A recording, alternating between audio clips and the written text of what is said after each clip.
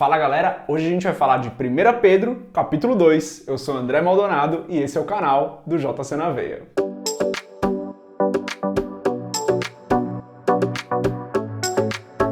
Aqui no segundo capítulo, Pedro vai continuar falando sobre o que ele terminou falando no primeiro capítulo. O primeiro capítulo termina falando sobre sermos regenerados, termos uma nova vida.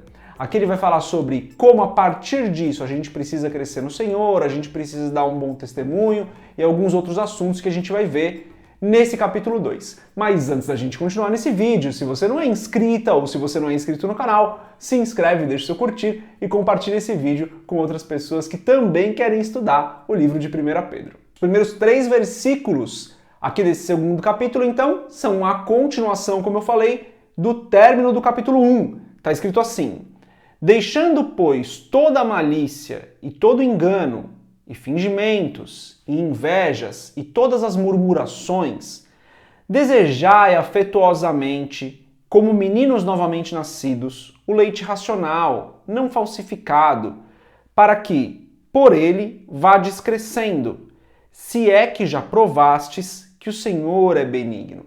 Então, como pessoas que receberam uma nova vida, como pessoas que foram regeneradas a partir de Cristo, ou seja, tudo na nossa vida se fez novo, nós precisamos buscar agora um alimento consistente para as nossas vidas através da palavra. Assim como uma criança que recebe leite materno, que é um alimento muito saudável para ela, e com o tempo começa a comer alimento sólido, a mesma coisa conosco, quando nós temos ou recebemos essa nova vida. Nós precisamos, então, nos alimentar de um alimento sólido que é a palavra. Então, quando nessa série de vídeos, por exemplo, você está estudando a palavra, você está recebendo um alimento sólido para a sua vida, que vai transformar a sua vida. A palavra de Deus, aquilo que Pedro escreveu nessa carta, vai transformar a sua vida. Não por causa do que eu estou falando aqui, mas porque você está recebendo alimento direto da palavra.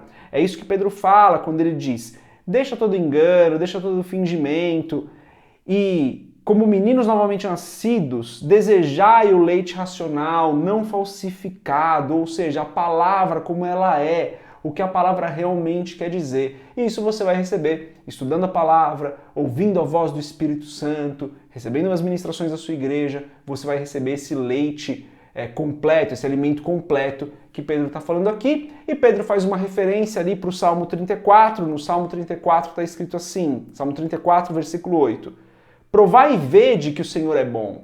Bem-aventurado o homem que nele confia, que é quando ele termina falando aqui, se é que já provastes que o Senhor é benigno. Daí nos versículos 9 e 10 a gente tem um trecho bem famoso da palavra. Está escrito o seguinte: mas vós sois a geração eleita, o sacerdócio real, a nação santa, o povo adquirido, para que anuncieis as virtudes daquele que vos chamou das trevas para a sua maravilhosa luz.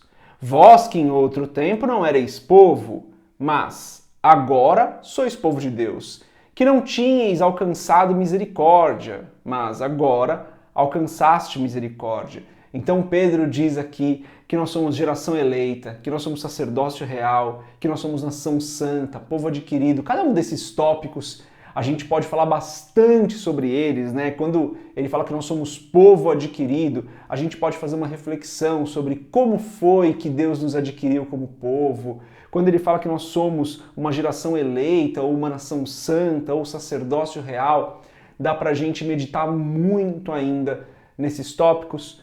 Mas hoje eu quero refletir não nessas quatro categorias aqui nas quais nós nos enquadramos, mas sim no que ele fala depois. Ele diz assim: para que anuncieis as virtudes daquele que vos chamou das trevas para a sua maravilhosa luz. Ou seja, nos tornamos sacerdócio real, nação santa, geração eleita, para que nós anunciemos a Cristo. Tudo isso tem um propósito, e o propósito é que nós cumpramos o nosso chamado de anunciar Cristo para outras pessoas. Anunciar aquele que nos chamou das trevas, como nós vivíamos antes, para a sua maravilhosa luz. De novo aqui Pedro está conectando o que ele vinha falando, né? Quando ele fala que nos chamou das trevas para a sua maravilhosa luz, está conectando com o que foi falado no primeiro capítulo. Se você não assistiu o vídeo do primeiro capítulo e caiu aqui nesse vídeo, recomendo que você assista tanto a introdução quanto o vídeo do primeiro capítulo, você vai se conectar um pouquinho mais com o que Pedro está falando aqui no segundo capítulo. Então ele diz que nós somos tudo isso por um propósito específico, que é anunciar a Cristo, mostrar para o mundo quem é aquele que nos chamou, que nos tirou de uma vida de trevas, que nos tirou de uma vida de pecado, que nos tirou de uma vida de erros para a sua maravilhosa luz, para uma nova vida que nos regenerou. Então esse é o propósito para o qual nós fomos chamados e muitas vezes a gente dá ênfase só na questão de sermos geração eleita, nação santa, sacerdócio real, enfim.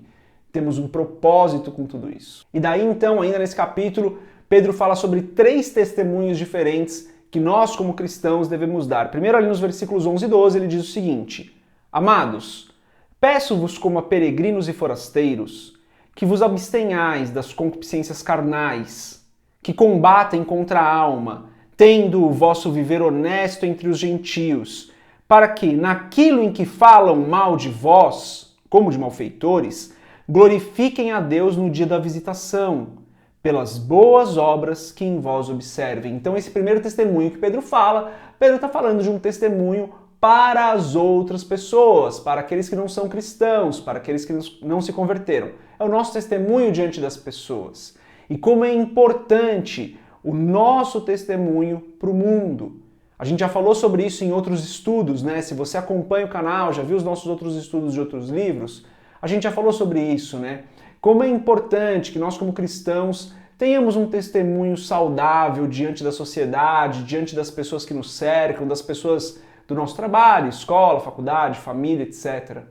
É importante que por sermos cristãos, por representarmos Cristo, como Pedro estava falando, por sermos pessoas que precisam anunciar a Cristo, tenhamos um testemunho saudável diante das pessoas, para que as pessoas não tenham do que nos acusar e acabemos envergonhando o nome de Cristo. Então o que Pedro diz aqui, ele diz o seguinte: tenham um bom testemunho diante das pessoas, para que elas não tenham o que falar, não tenham base para falar mal de vocês, para que o nome de Deus seja glorificado através das suas vidas. Não fala exatamente com essas palavras, né? Estou interpretando aqui o que ele está falando, mas é mais ou menos isso, né? É importante que tenhamos um bom testemunho diante da sociedade. O segundo testemunho que Pedro fala aqui no capítulo 2 é o testemunho diante das nossas autoridades. Está escrito ali nos versos 13 e 14 o seguinte: Sujeitai-vos, pois, a toda ordenação humana por amor do Senhor, quer ao rei como superior, quer aos governadores como por ele enviados para castigo dos malfeitores e para louvor dos que fazem o bem. Então aqui Pedro está falando que diante das nossas autoridades nós precisamos ter um bom testemunho. Ele diz que nós devemos nos sujeitar a toda ordenação humana, e toda vez que a gente fala de submissão, de sujeição à autoridade, é um tema bem complexo, o pessoal tem opiniões fortes em relação a isso. Pedro vai falar sobre submissão também no próximo capítulo, então não vou entrar muito no que é e no que não é submissão, até porque isso vai muito da minha opinião, do meu entendimento. Então, nesses próximos capítulos, conforme nós formos estudando a palavra aqui com Pedro, quando a gente fala de submissão, ore ao Espírito, peça direção, entenda no teu contexto o que significa essa sujeição às autoridades, essa submissão, porque é sempre um tema bem sensível da gente tratar. A verdade é que aqui Pedro está falando que diante das nossas autoridades a gente precisa ter um bom testemunho. E isso é uma verdade que a gente pode aplicar facilmente, independente do que você considere ser submissão às autoridades. Então Pedro diz que diante do seu chefe, diante dos governadores e prefeitos, autoridades no geral, nós como igreja precisamos ter um bom testemunho. Na verdade, precisamos ter um bom testemunho diante de todas as pessoas. Pedro aqui está enfatizando o nosso testemunho diante das autoridades. Então, que diante dos nossos pais, dos nossos professores, dos nossos chefes, sejam quem for, qual for a autoridade, devemos ter um bom testemunho e nos portar em sujeição corretamente, mas principalmente em sujeição ao Senhor diante dessas pessoas. Um ponto interessante que Pedro fala aqui é que ele diz como por ele enviados. Então, talvez entendendo aqui que essas autoridades nós devemos tratá-las e nos submeter a elas como se elas tivessem sido enviadas por Deus para as nossas vidas. Que é um outro tópico sensível, né? Mas o que está escrito é isso, né? Como por ele enviados, para castigo dos malfeitores e para louvor dos que fazem o bem. Ou seja, porte-se corretamente diante das autoridades e você receberá louvor porque você fez o bem. E faça isso como se essas pessoas tivessem sido enviadas por Deus. Quando a gente entende que existe essa possibilidade dessas pessoas terem sido enviadas por Deus para as nossas vidas, fica um pouco mais fácil da gente ter um bom testemunho diante delas. Não estou falando que toda autoridade aqui exatamente foi colocada por Deus na sua vida e tal. Como eu falei, é um tema bem sensível, eu tenho uma opinião, outras pessoas têm outra. Isso não importa tanto para o entendimento que a gente tem que ter aqui, que é que nós devemos ter um bom testemunho diante das nossas autoridades. E o terceiro testemunho que Pedro comenta aqui é o testemunho que a gente dá nos momentos de dificuldades. Está escrito nos versos 21 a 23 o seguinte: porque para isto sois chamados, pois também Cristo padeceu por nós, deixando-nos o exemplo, para que sigais as suas pisadas, o qual não cometeu pecado, nem na sua boca se achou engano, o qual, quando o injuriavam, não injuriava, e, quando padecia, não ameaçava, mas entregava-se àquele que julga justamente. Então, quando nós somos injuriados, quando nós somos ameaçados, quando nós passamos por problemas, quando nós somos injustiçados, temos um testemunho para dar. O mesmo testemunho que Cristo deu quando foi injustiçado, quando foi injuriado, ameaçado, enfim. Nosso testemunho não pode mudar conforme as circunstâncias pelas quais nós passamos. O que eu entendo aqui de Pedro é isso, que mesmo diante da dificuldade, o nosso testemunho deve permanecer fiel ao Senhor, como o Senhor gostaria que fosse. Porque nós vamos passar por dificuldades e o Senhor estará ao nosso lado e devemos continuar seguindo o exemplo de Cristo, mesmo e talvez até principalmente nas dificuldades. Então, o terceiro testemunho que eu entendo que Pedro traz aqui pra gente, dado que temos uma nova vida, voltando lá para o primeiro capítulo, dado que fomos regenerados por Cristo, que agora temos essa nova vida, temos esse testemunho para dar quando passamos por dificuldades. Então, mesmo no momento da dor, mesmo nos momentos mais difíceis, devemos manter o nosso testemunho fiel ao Senhor. Galera, é isso!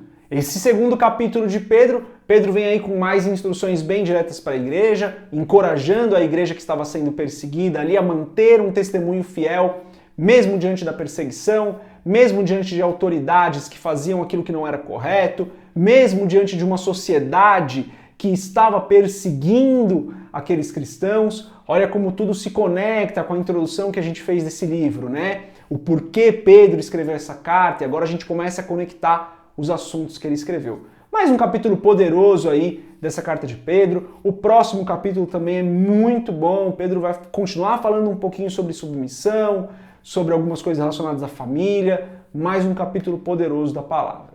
Eu tenho terminado esses vídeos aqui de estudo bíblico com uma oração. Então, se você puder, se você quiser, feche seus olhos, curve sua cabeça e ore comigo.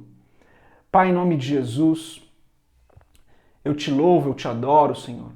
Te louvo porque o Senhor tem nos guardado, tem nos protegido, tem estendido a tua graça para as nossas vidas. Te adoro porque o Senhor é bom em todo tempo, porque o Senhor é santo, porque o Senhor é fiel mesmo quando nós não somos.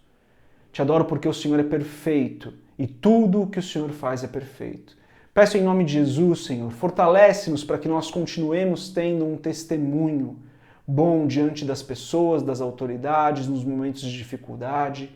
Ajuda-nos, Pai, a cumprir aquilo que o Senhor tem proposto para as nossas vidas, porque nós somos geração eleita, nós somos nação santa, nós somos sacerdócio real.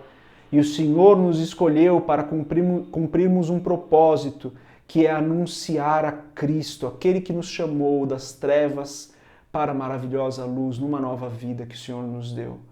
Então fortalece-nos todo dia para que possamos manter esse testemunho, dar-nos ousadia, derrama uma graça sobre as nossas vidas, para que nós possamos cumprir o propósito para o qual o Senhor nos chamou. O Senhor é bom, continuará sendo bom e vai cumprir essa obra em nossas vidas. Eu peço em nome de Jesus, Espírito Santo, fala com cada pessoa que está fazendo esse estudo, toca as nossas vidas com essa carta de Pedro, que nós possamos aprender cada dia mais e termos as nossas vidas transformadas pela Tua Palavra. Em nome de Jesus. E se você concorda com essa oração, você diz amém. Galera, acredito que agora estão aparecendo outros 2 vídeos para você assistir aqui. Deus abençoe a sua vida